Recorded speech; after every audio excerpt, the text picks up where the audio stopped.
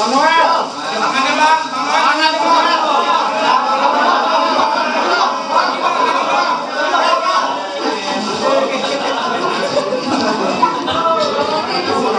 terima kasih teman-teman media. Kita akan kembali terkait dengan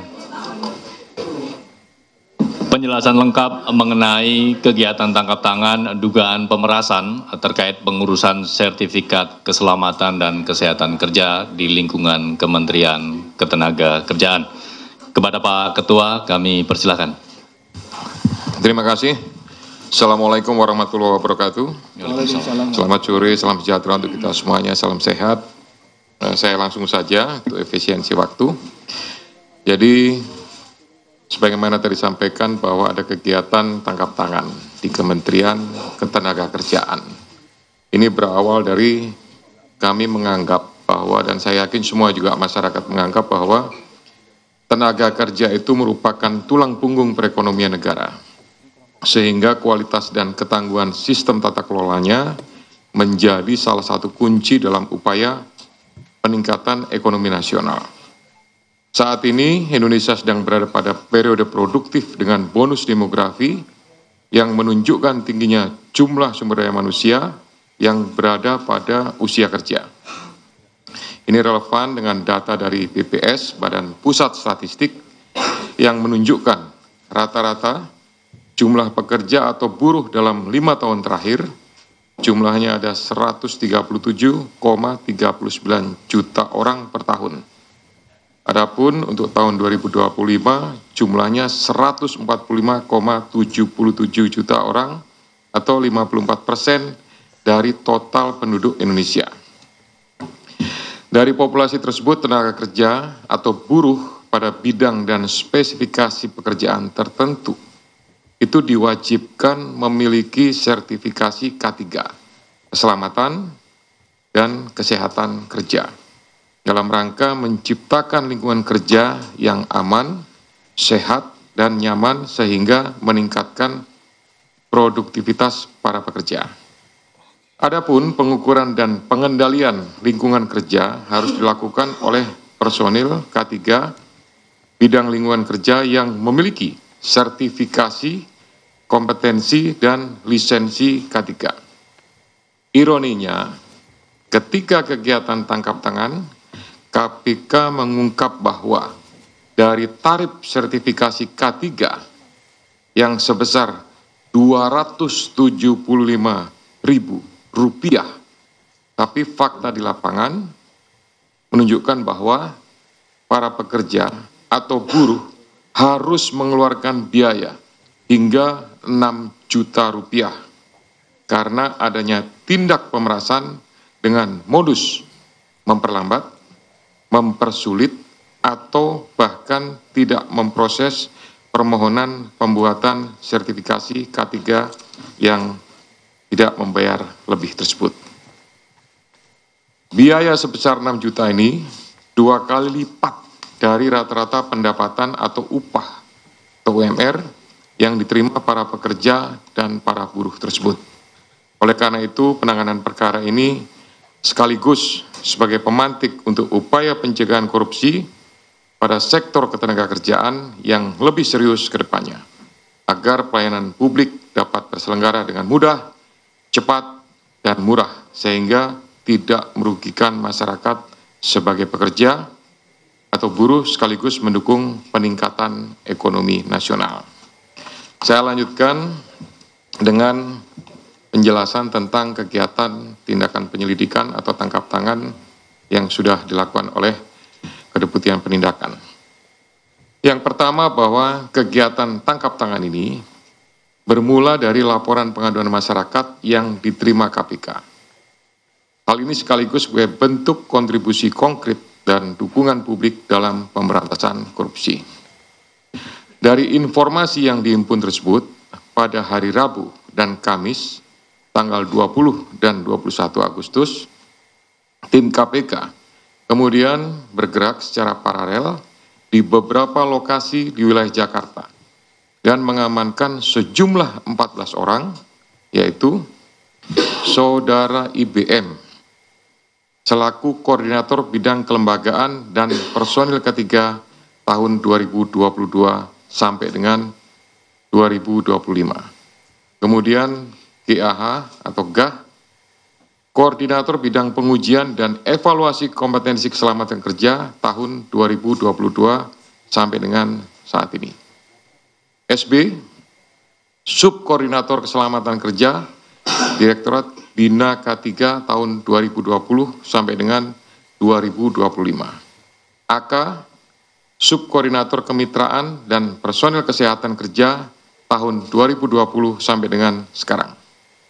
IEG, Wakil Menteri Ketenagakerjaan tahun 2024 sampai dengan 2029.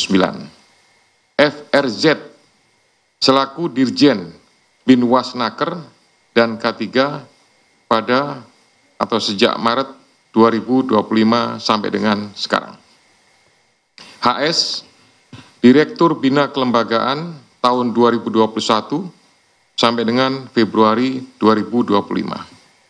SKP, Subkoordinator, kemudian SUP, Koordinator juga, kemudian ada TEM, ini adalah pihak PT, perusahaan jasa PT Chem Indonesia, kemudian MM dari perusahaan jasa juga PT Chem Indonesia, dan Direktur Bina Kelembagaan tahun 2021.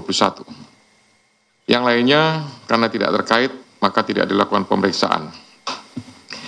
Selain itu tim juga mengamankan barang bukti yang diduga terkait ataupun yang merupakan hasil dari tindak pidana ini, yaitu 15 unit kendaraan bermotor roda 4 dengan rincian 12 unit dari IBM, 1 unit dari SB, 1 unit kendaraan roda 4 dari SB, yang 12 unit tadi juga roda 4, kemudian 1 unit roda 4 dari HS, 1 unit roda 4 dari GAH. Kemudian 7 unit kendaraan bermotor roda 2. 6 unit kendaraan roda 2 diamankan dari IBM dan 1 unit kendaraan roda 2 diamankan dari IEG.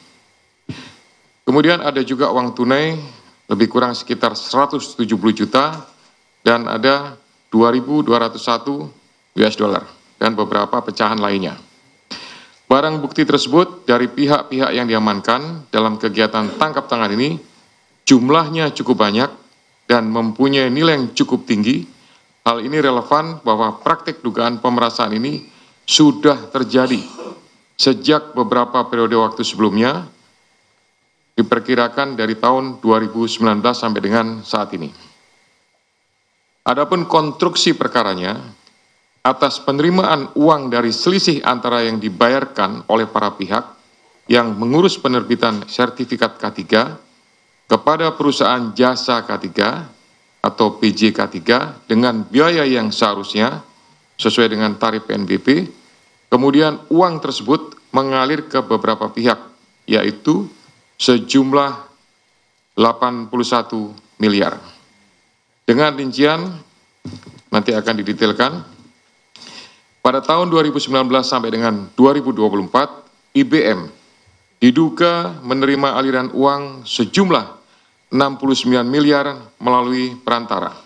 Uang tersebut selanjutnya digunakan untuk belanja, hiburan, DP rumah, setoran tunai kepada GAH, HS, dan beberapa pihak lainnya, serta digunakan untuk pembelian sejumlah aset seperti beberapa unit kendaraan roda 4 hingga penyertaan modal pada 3 perusahaan yang terafiliasi PJK3. Kemudian GAH diduga menerima aliran uang sejumlah 3 miliar dalam kurun waktu 2020 sampai dengan 2025 yang berasal dari sejumlah transaksi. Di antaranya setoran tunai mencapai 2,73 miliar, transfer dari IBM sebesar 317 juta, dan 2 perusahaan di bidang PJK3 dengan total 31,6 juta, Uang tersebut digunakan untuk keperluan pribadi, dibelikan aset dalam bentuk pembelian 1 unit kendaraan roda 4 sekitar 500 juta dan transfer kepada pihak lainnya senilai 2,53 miliar. Kemudian SB diduga menerima aliran dana sejumlah 3,5 miliar pada kurun waktu 2020 sampai dengan 2025 yang diterimanya dari sekitar 80 perusahaan di bidang PJK3. Uang tersebut digunakan untuk keperluan pribadi, diantaranya transfer ke pihak lain, belanja, hingga melakukan penarikan tunai sebesar 291 juta. Kemudian AK diduga menerima aliran dana sejumlah 5,5 miliar pada kurun waktu 2021 sampai dengan 2024 dari pihak perantara. Kemudian sejumlah uang tersebut mengalir kepada pihak penyelenggara negara, yaitu IEG, sebesar 3 miliar pada bulan Desember 2024. Kemudian